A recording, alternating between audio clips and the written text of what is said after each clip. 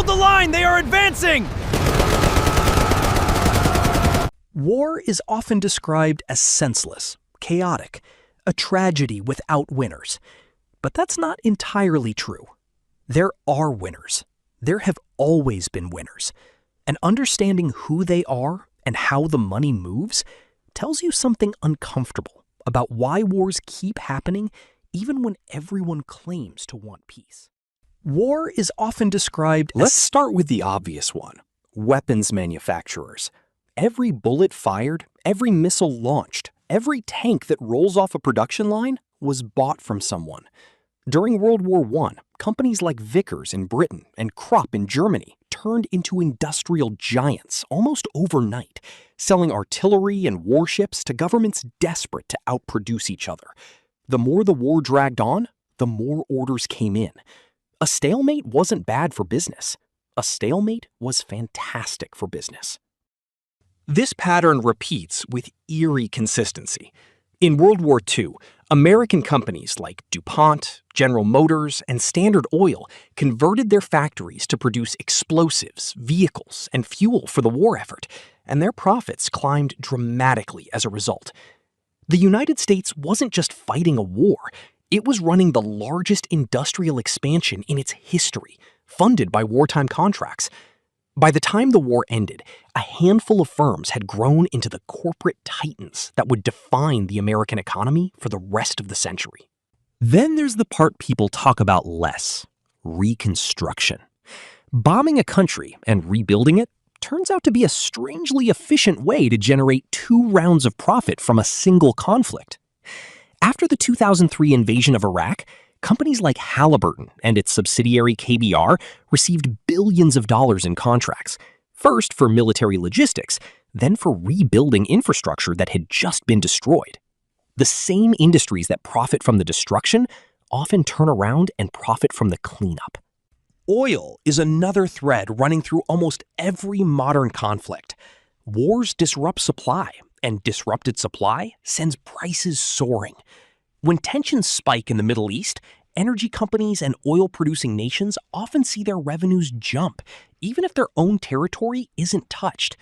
The Gulf War, the Iraq War, and more recently the war in Iran all triggered surges in oil and gas prices that translated into extraordinary profits for producers, even as ordinary people paid more to heat their homes and fill their cars. Financial markets play their own quiet role. Defense stocks are famous for climbing the moment a conflict breaks out or even threatens to.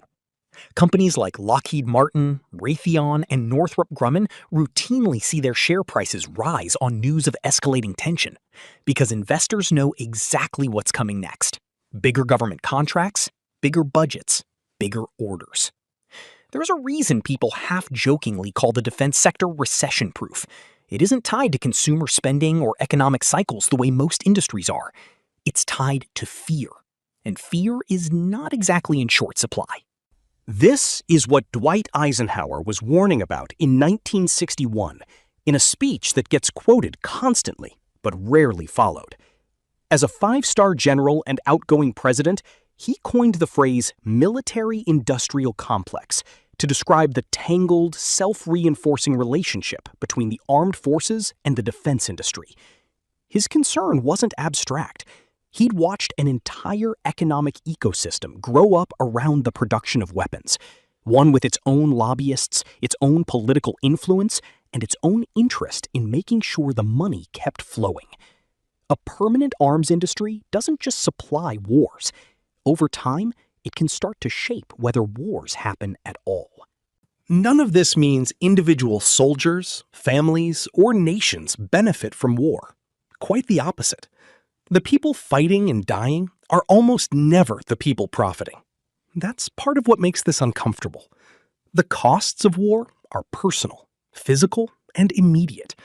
The profits are corporate, financial, and often invisible, tucked into quarterly earnings reports and defense budgets passed with bipartisan support.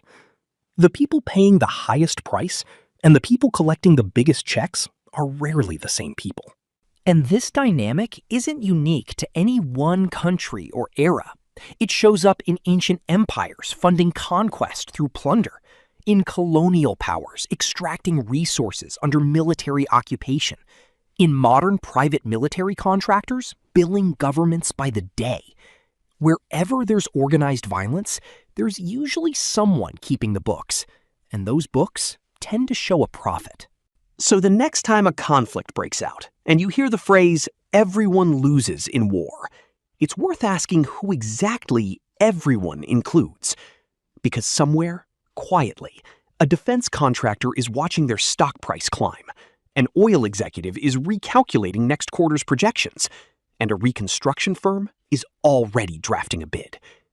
War is expensive, but expenses always go somewhere, and figuring out where they go might be the most honest way to understand why wars, despite the destruction they cause, never seem to stop happening.